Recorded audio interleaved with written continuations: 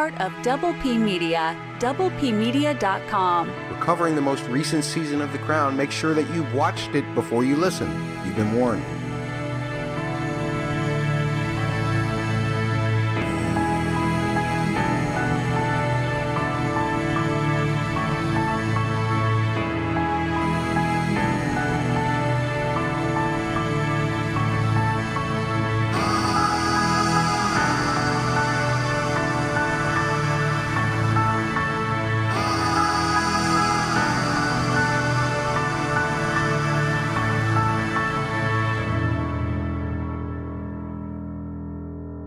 Hey there, welcome back to Podcast Lilibet, Double M with you. Today we're going to be looking at the score of Martin Phipps for Season 5, Episodes 7 through 10.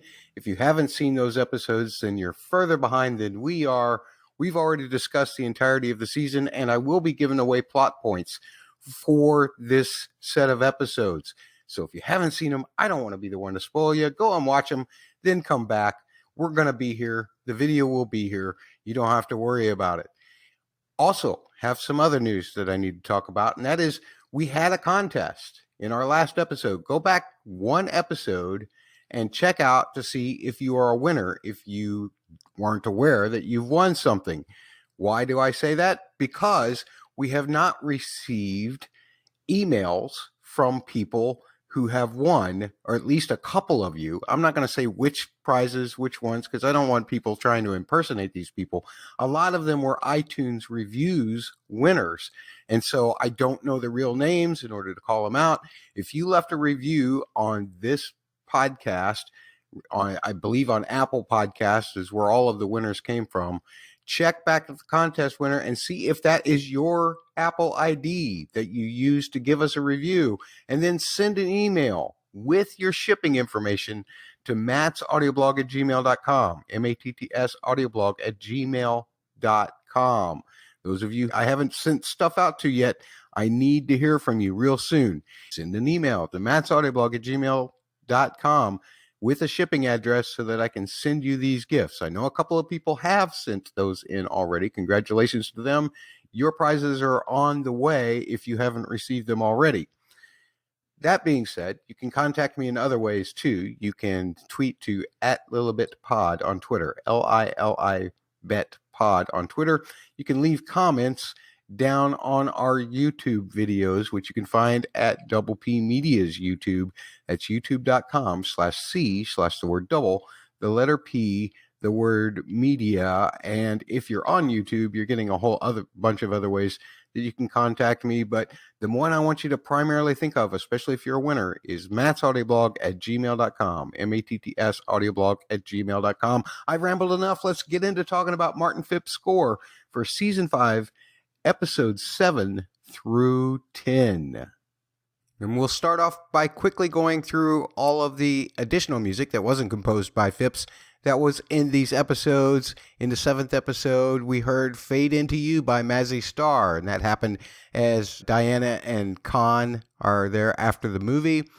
A Girl Like You by Edwyn Collins is when Diana is driving away from Buckingham after swimming near the end of the episode. In episode 8, the music as we are outside the theater of the 67th Royal Variety performance is actually called Big Show Theme by Robert Sharples. The performance within the Royal Variety event, One Night Only, was performed by Daniel Fiamania. Probably butchered that name, I apologize. And the rest of the Crown cast. It was during the gala. It had the intercuts of the interview going on with it. The tune Physical by Olivia Newton-John. Let's Get Physical. That's what's on the TV while William is visiting Elizabeth. And Bombastic by Shaggy also appears in the episode. In the finale episode, a version of Fly Like an Eagle, originally done by Steve Miller. This is the version done by Seal, happening as Dodi and Kelly are getting on the airplane and then, joining the Mile High Club. We also heard Hers on Mond, a Tat und Leben by Bach. That's as Charles is being briefed about Hong Kong. And of course, Tchaikovsky, Swan Lake, the main theme, Act 1, Scene 2, Moderato, as Diana is watching the ballet. And we also hear the finale when we are following them in the car. So let's get to some themes here. If I introduce something in a particular episode, then we will get to all of the iterations of it throughout the rest of the episodes. This one appears quite often, fairy tale. And this is a variation. It occurs during Diana's No Woman's Land speech to her acupuncturist. There are some new elements added to it, and it's really the one that I kind of want to concentrate on right now because it is a little bit different. We're already used to instances where the chords that define it are separated twice as far apart as they normally are, like this.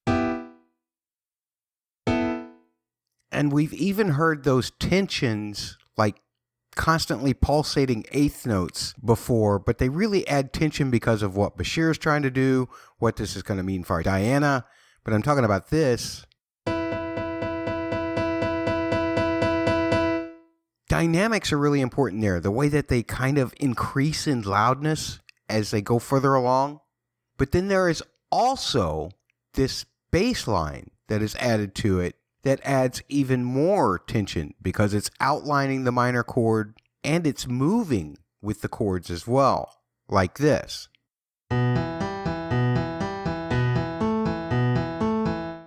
And when you combine all of those elements together, you do get a lot of tension.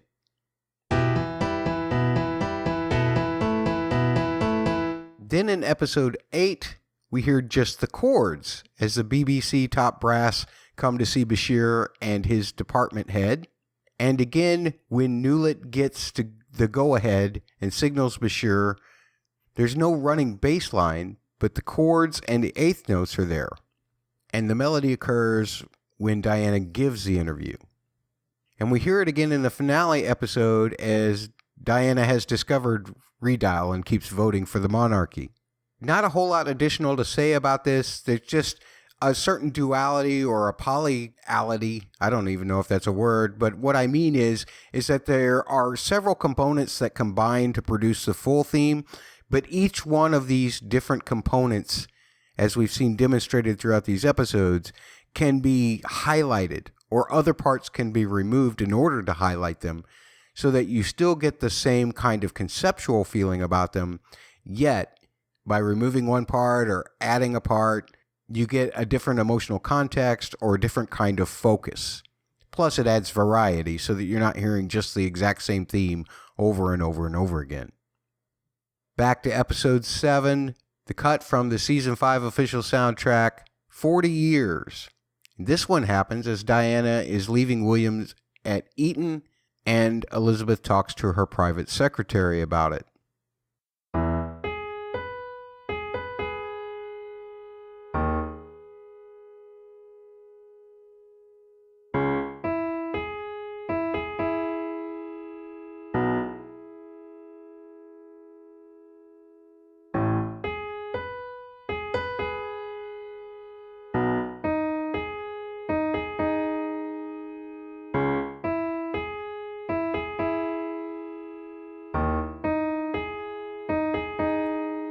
We've already broken this one down quite extensively back in Lilibet 11, I believe, where we covered episodes 4 through 6. Check that out. Or if you're on the Double P Media YouTube, find it in the back videos. I don't think it's labeled as Lilibet 11 like they are in the audio podcast. Also from episode 7, and it's one that we haven't really explored a whole lot because it's named after a character that we really only first meet in this episode. The title of the piece on the Season 5 official soundtrack is called Hasn't, of course referring to Dr. Khan, and we hear it as Diana is swimming and then visiting hospital patients, and Dr. Khan sees her, and then we hear it again later as he tells her that he doesn't understand what she sees in him. It's a very lovely theme, kind of positioned as a love theme, I suppose. It has this little trill in it that goes between the 5th scale step and the major 3rd, and it just kind of bounces back and forth. What that tends to do, because the notes are lifting up and dropping back down, almost think of it like a happy heartbeat. Because it is major, it feels happy, as opposed to if it was minor, it might feel a little more threatening. But here it's major, so it feels happier. And then that kind of accompanies this walking up of chords that sound like this.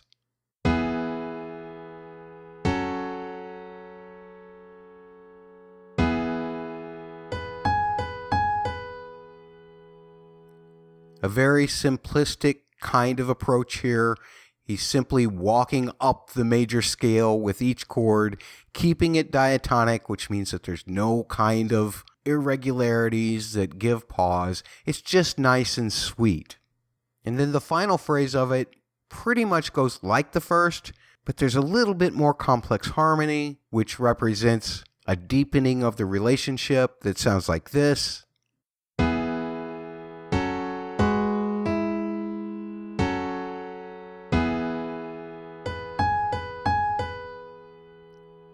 Not too much complexity, just a little bit in there, some passing tones that create little tensions and little releases that all our brain really interprets as pretty or beautiful or lovely. Here's the one version of Hazmat that I just simply do not understand. It's also played in the 9th episode when Charles comes to see Diana, and I just don't get this continuity at all. But I've kind of given up on continuity in this particular series simply because I don't believe that Mr. Phipps is in complete control of that. No composer ever truly is. A director finally makes the final decisions on what music goes in and where it goes. It's a little bit frustrating for me because these kinds of things rarely happen in other shows that I've been around, like His Dark Materials or even House of the Dragon or Game of Thrones. And the scoring seems much more like it's just about trying to fit a mood rather than trying to tell a narrative at this point. So, like I said, I've kind of given up on continuity. So we're moving on to episode 8 now. The fairy tale variation appears in there. We've already talked about that. But the episode actually begins with something that is not on the official soundtrack. And it involves a clarinet and an electric piano, which is a very interesting timbral combination, in my opinion. They really lend themselves kind of well. They're both a little bit darker toned. I'm not exactly sure why those timbres were chosen, but the main phrase sounds like this. And again, just hearing it just on a piano is not going to do it justice to the way that it sounds in the score itself. But here it is.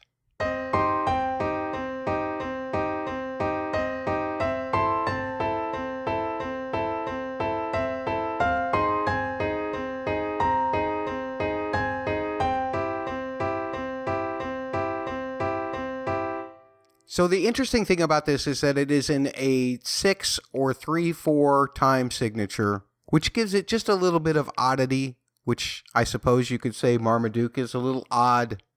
Maybe even Bert is a little odd. The timbral combination is certainly odd. So maybe we're just looking at the odd couple, one defending the queen and one not.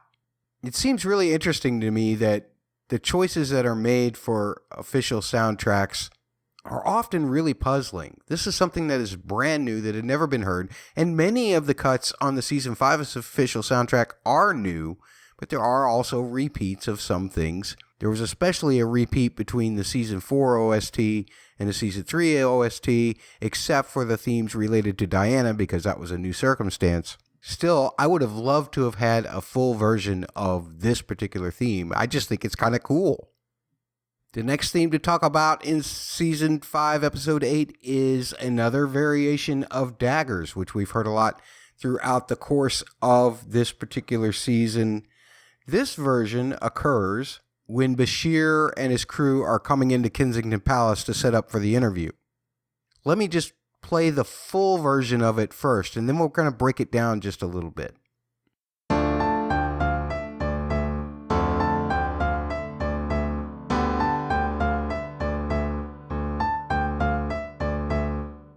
Now, what's kind of odd about this one is it does have some elements that we are familiar with, but there's not really any melody brought in until it's set up a lot with some of these other motives.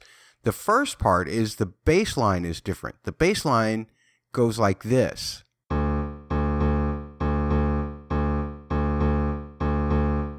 It's got that syncopated beat to it, something that what we call crosses over the bar. Dunt, dun, dun, dun, dun. That is going kind of swimming against the 4/4 time signature that it's in. And what that does is it creates tension.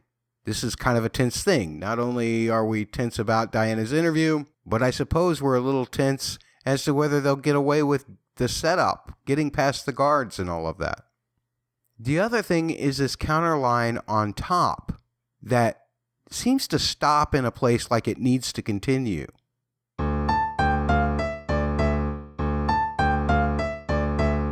Those two things in combination are what create the tension. And then there's the chords that we recognize more from the Daggers theme. I've already played the full version, but here it is again so that you can hear how it all works together.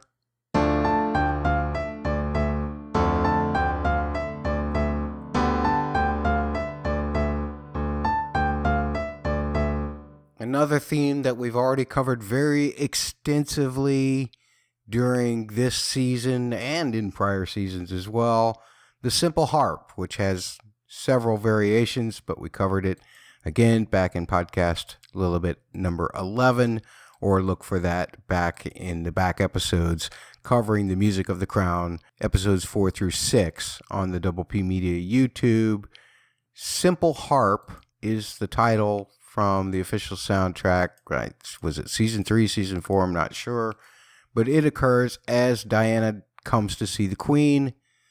Just to refresh your memory, it sounds like this.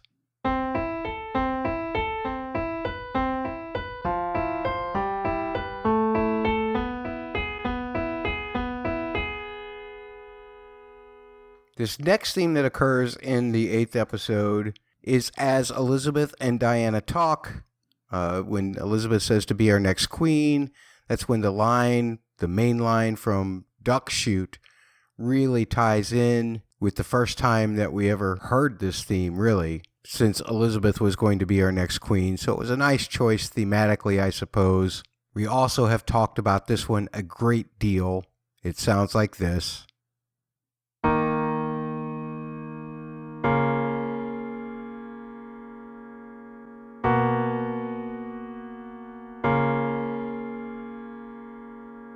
Interestingly enough, it was also used in the finale as Charles gave his speech in Hong Kong. And again, thematically, it makes sense because Charles is going to be the next monarch. And that covers everything for episode 8. So let's move on to episode 9. Some of the things we've already talked about, of course. But one that we hadn't talked about yet was Fred and Gladys, which is from the season 4 official soundtrack. The thing that's interesting about this one is there are a whole lot of different harmony changes from the season 4 official soundtrack. I don't think I really want to break it down too much here.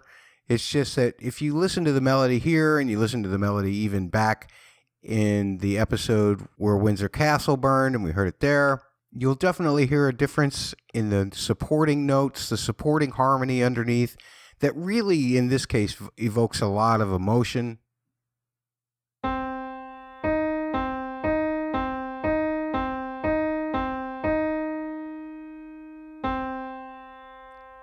And the other theme from episode 9 that we haven't talked about yet, voices. This is another variation. It's happening as the divorce papers are being signed. We also hear the voices cut from season 4. We hear the melody of it textured slightly differently in episode 10, the finale, which kind of amps up the tension a little bit. And that's happening as Charles is coming to see the Queen. It sounds like this.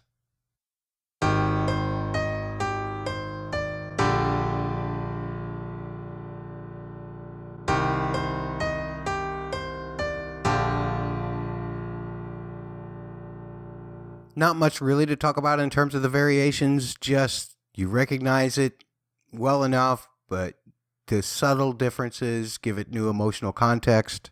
And now we move into the finale episode. Here's one, Charles, from the season 3 official soundtrack that was used in two very interesting ways. Not sure how they jive real well, especially one of the instances.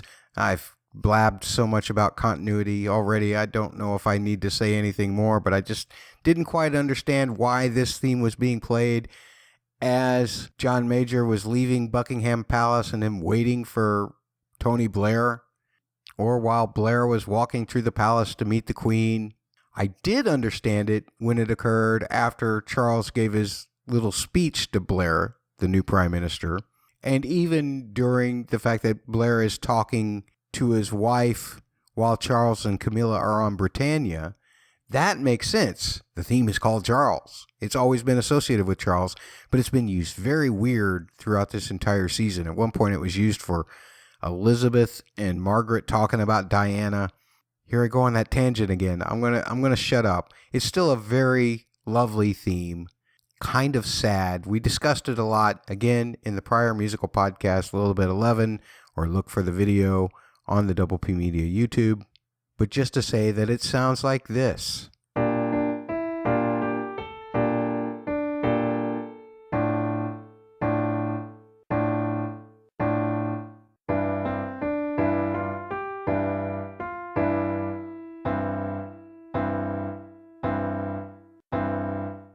Okay, I'm going to try my best not to say anything more about continuity, but man, this one really gets me too. I was so impressed with the Margaret episode that we heard this theme from the season 2 official soundtrack called Be My Portrait being used for Margaret and Peter Townsend seeing each other again. It was so great. And now we throw it on top of the fact that Charles is in business class observing the other politicians in first class. Why? It has to be just because they think it sets a certain mood, but it takes away all of the narrative power of the music. Music can be as much of a narrative power as it can be an emotional power. And I know it just depends on what your philosophy is. But when you see it used so powerfully in a narrative way by people like Javadi, by people like Balfe, by people like John Williams, it seems very frustrating to me to let all of that be taken out of the composer's hands. And clearly these are director choices. At any rate, we talked about this, again, extensively in an earlier episode. So, here's what it sounds like.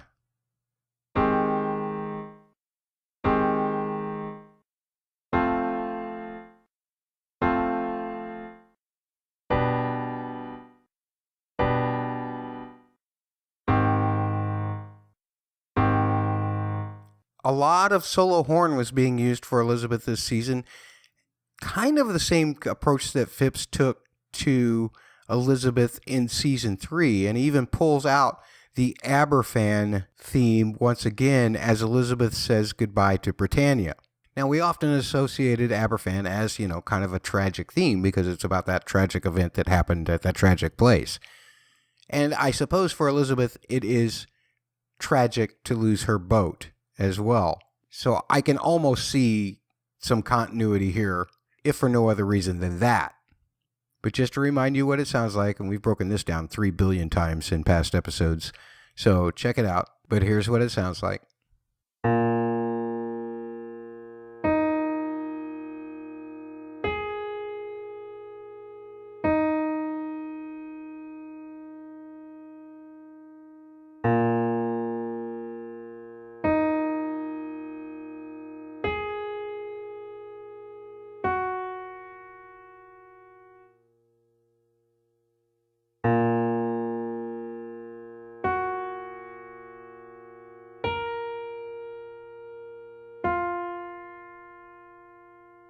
And I will say, and we already broke this down in the first podcast covering Season 5's music, episodes 1 through 3, so I'm not going to break it down here, but I am going to leave you with this. I thought it was very interesting that they used the cut from the Season 5 official soundtrack called Actually Her. It occurred in episode 2 when Diana came to the hospital, but because I guess all of the tension is surrounding Diana right now at the end of this season, even though she's barely in this finale episode, they thought it was a good way to keep the tension going into season 6 because this theme is a little bit tense. Sounds like this.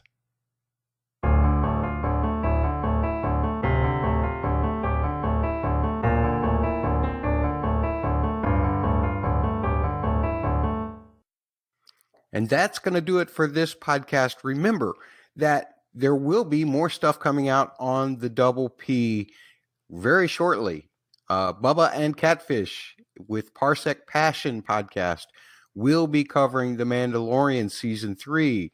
There is a movie coming out for The Last Kingdom, which is something that Double P covers. That happens somewhere around the middle of April, so shortly after that, you'll probably get a podcast regarding that movie. There's all kinds of other Star Wars stuff and things that I'll be doing as well. Wheel of Time is returning, so Bustin' Blockbusters will be back for that sometime in 2023 whenever it gets released. Probably the fall, not sure about that. But in the meantime, we will be back in November or whenever season 6 of The Crown is released, the final season, with a little more immediacy than we've done it in times past. We didn't start till January of this year because we thought we had a tradition that we needed to follow. That's not going to hold here. We're going to jump right into it just shortly after the new season airs this time around so that Bubba doesn't have to wait around to watch it spoiler free and get spoiled by the internet for 2 whole months before we talk about it. Thanks for joining me. Take care.